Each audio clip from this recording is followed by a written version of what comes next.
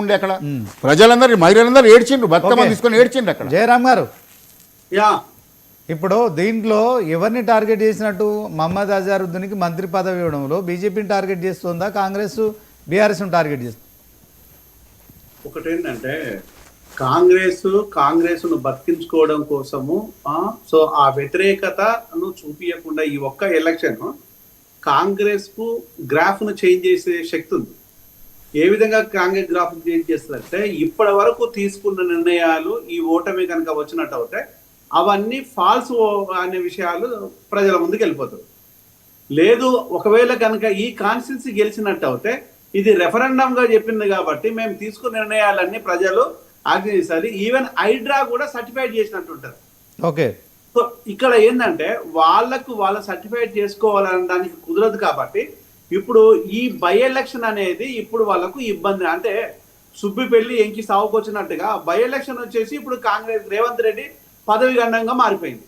ఇప్పుడు రేవంత్ రెడ్డి ముఖ్యమంత్రిగా ఉండాలన్నా, మిగతా మినిస్టర్లు దీంట్లో కంటిన్యూ కావాలన్నా ఈ బై ఎలక్షన్ లో గెలవాల్సిన దానికి ఏ విధంగా వెళ్ళాలి అంటే దీనికి ఎన్ని ఎత్తులు జిత్తులు వేయాలంటే అజరుద్దీన్ కనిపించిండు, ముస్లిం ఓటర్లు కనిపించింది.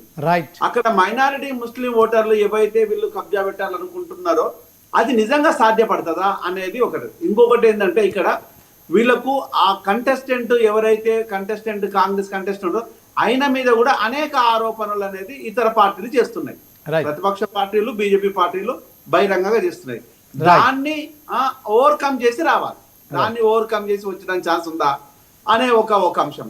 మరొక అంశం వచ్చేసి ఇక్కడ ప్రధానంగా ఇబ్బంది ఎక్కడ వస్తుందంటే కన్నీళ్ల వేదతోని కాళ్ళు పట్టుకొని మేము బతలాడుతున్నామని చెప్పేసి రేవంత్ రెడ్డికి డైరెక్ట్ విన్నవించుకున్న వాళ్ళు ఉన్నారు, బూతులు తిట్టిన వాళ్ళు కూడా ఉన్నారు ప్రజల లోపల, హైడ్రా విషయం లోపల. అది చాలా. ఇక్కడ మరొక అంశం వచ్చేసి రేవంత్ రెడ్డి అన్న ఇల్లు విషయం లోపల వీళ్ళకు కాపాడేసి తిరుపతి రెడ్డిని ఇల్లును పక్కన పెట్టేసి కూర్చోకుండా మిగతా ప్రజల ఇల్లు మాత్రం ఎందుకు కూర్చిండ్లు అనేది ప్రజల్లో గాఢంగా ఉన్నది. మరొక అంశం వచ్చేసి నిన్నగాక మొన్న సినిమా ఇండస్ట్రీ విషయం లోపల వీళ్ళు ఏదైతే జపం చేస్తున్నారో నేను పదే సినిమా ఇండస్ట్రీ లోపల చిత్రపురి కాలి లోపల మోసాలు జరిగినాయి. నరసింహారావు అనేవాడు, వాడి భార్య వాణి, వాడితో పాటు వచ్చేసి ఒక అడ్వకేట్ వచ్చేసి హరి అనేవాడు, ఇంకోటి సతీష్ అనేవాళ్ళు, వీళ్ళు నలుగురు ఆ నరసింహారావు కూతురు, ఈ 5గురు జట్టుగా మారేసి అక్కడ 70 ఫ్లాట్స్ అమ్ముకున్నారు. వీళ్ళు ఎవరికి అమ్మేళ్ళు? ఇతర ఉద్యోగస్తులకు అమ్మేసి వాళ్ళకు దొంగ ఐడి కార్డులు క్రియేట్ చేస్తే వాడి మీద కేసులుంటే ఆ కేసులను కాపాడుతున్నది మళ్ళీ రేవంత్ రెడ్డి ప్రభుత్వం.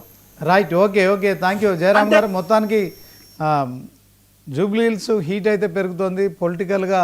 మరి ఇది ఖచ్చితంగా రానున్న ఎన్నికల్లో ఇది ఒక టర్నింగ్ పాయింట్గా మారింది. సో అజారుద్దీన్కి మంత్రి పదవి కేటాయిస్తేనే మైనార్టీ ఓట్లు మరి ఖచ్చితంగా గెయిన్ చేసుకునే ఆలోచనతో హడావుడిగా మొత్తానికైతే ఆయనతోనే రేపు మరి మంత్రివర్గంలోకి తీసుకుంటున్నారు, ప్రమాణ స్వీకారం చేస్తున్నారు. సో మరి అజారుద్దీన్ కూడా ఓవరాల్గా మరి అధిష్టానం కావచ్చు, రాష్ట్ర నాయకత్వం కావచ్చు, ఇచ్చిన బాధ్యతల విషయంలో నిజంగానే మరి ఆ లక్ష్యాన్ని సాధిస్తారా లేదా, లేకుంటే జూబ్లీహిల్స్లో మైనార్టీ ఓట్లు ఎటువైపు ఉంటాయి, మరి